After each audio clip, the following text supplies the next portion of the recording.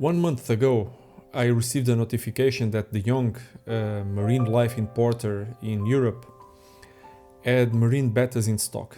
In particular, they had Caloplesiopsis argus, which are fish that don't appear very often. It's been 1 year since I decided I would not buy another fish again. I don't know what got in my head. They are fish with a restricted geographic distribution and live at greater depth than the Altivelis. In adults, they are larger than the Altivelis, reaching 25 centimeters or 10 inches. But they grow more slowly. I spoke with the Portuguese store and they managed to order one for me. The idea was to get one that was still a female to see if it would pair up with the male I already have here. I was in doubt whether a size M or S was better, and I ended up choosing size M, a bit afraid it was too big. These are fish that are supposed to be all females when they are young and then transition to males. When the fish arrived from Holland, the shop told me it was rather small, and I thought, good, so it's more likely to be a female. When the fish arrived, I removed the bag from the box, and to my astonishment, I only saw water. I turned the bag around, and it was just water. It took a while to finally see a tiny dark spot in the corner, and it took a while longer to find out that he was still alive. My first thought was, did I pay 150 euros for this?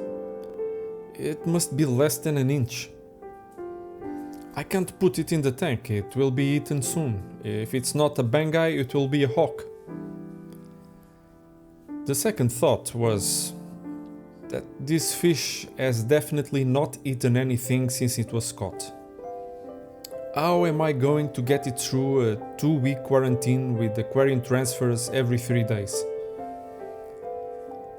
The third thought was, it's a good thing these fish have this price because very few will survive this process. These prototypes of a fish not only have to survive the whole process from capture until reaching our tanks without eating, and then who's got the conditions to raise such a fish just 5 or 6 months old? I soon realized that the only chance was to get him into the refugium as soon as possible. My experience with Bangais is that if there were only 2 or 3 babies, the refugium could produce enough food for them. More than that and they would all die. That left the quarantine problem still to solve. Putting it into the refugium right away was out of the question because this fish came from the sea, passed through many aquariums where thousands of fish pass by and who knows what it's carrying. I already had the first quarantine tank set up with a PVC tube inside and water with low salinity equal to the one in the bag, but the fish would not survive 2 weeks of quarantine without eating, and I was sure it would be very, very difficult to feed it whatever frozen food I had.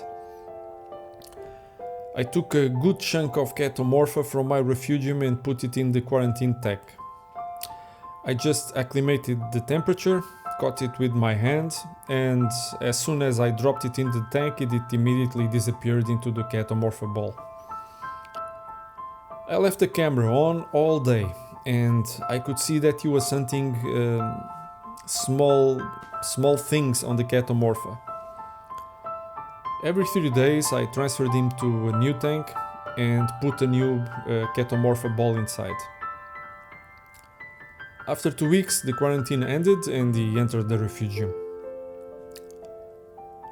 There are too many animals arriving in stores that shouldn't leave the sea because they are just too complicated to keep in an aquarium, and worse still, in most cases they are dirt cheap. Furthermore, anyone can walk into a store, find a cute animal and bring it home without even knowing its name. Stores can advise their customers, of course, but what about people that buy online, like me? Stores continue to buy them from importers because they are often unusual animals and attract attention. You can take spectacular photos to put on Facebook and other social media. They're cheap, so what's the question? So really, it makes me sick to see stores posting pictures of extremely colorful nudibranchs that only eat a specific type of sponge, starfish, fish that only feed on sponges or corals, and even crinoids, of all things. The industry that supports this hobby is a wild west, and there are no innocents in this business, from the people that capture the animals to us. I know this may sound like a revolutionary idea, but I think that there should be some kind of multi-level certification for people entering the hobby. Whoever starts should be required to do some sort of online training, and then it would be certified level 1 and be allowed to keep clowns, damsels, etc. Then you could do a level 2 certification.